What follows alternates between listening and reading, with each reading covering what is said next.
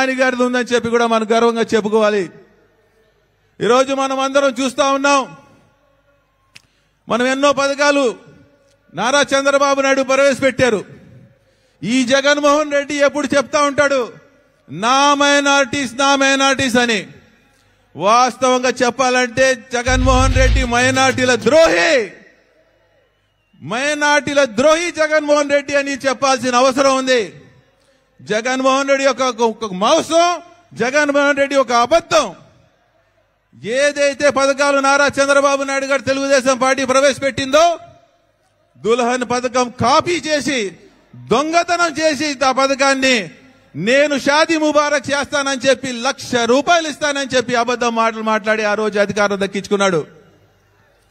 4.5 సంవత్సరాలు అయిన తర్వాత కూడా చంద్రబాబు నాయుడు గారు ఇచ్చే ₹50,000 కూడా ఆపేశాక ఇతను ₹1,00,000 ఇస్తానని అబద్ధం చెప్పి ఈ రోజు వరకు కూడా ₹1 ఇవ్వలేదు.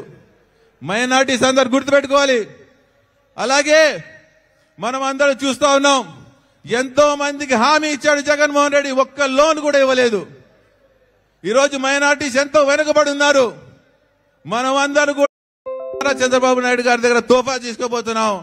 మన మైనారిటీ సోదరులందరూ కూడా ఇక్కడి నుంచి నేను పిలుపుస్తున్నా, మేరే మైనారిటీ భాइयों 25 लाख मुसलमानों आंध्र प्रदेश के उन तमाम लोगों से मैं गुजारिश करता हूं, हमें एक होना है.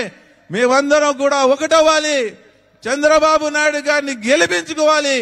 గెలిపించుకున్న తర్వాత మన అభివృద్ధికి పనిచేసే యొక్క నాయకత్వాన్ని మనం తీసుకెళ్లాలని చెప్పి మరొక్కసారి నాకు ఈ అవకాశం నా పెద్దలందరికీ కూడా ధన్యవాదాలు తెలియజేసుకుంటూ జై తెలుగుదేశం, జై చంద్రబాబు, జై నారా లోకేష్. Thank you.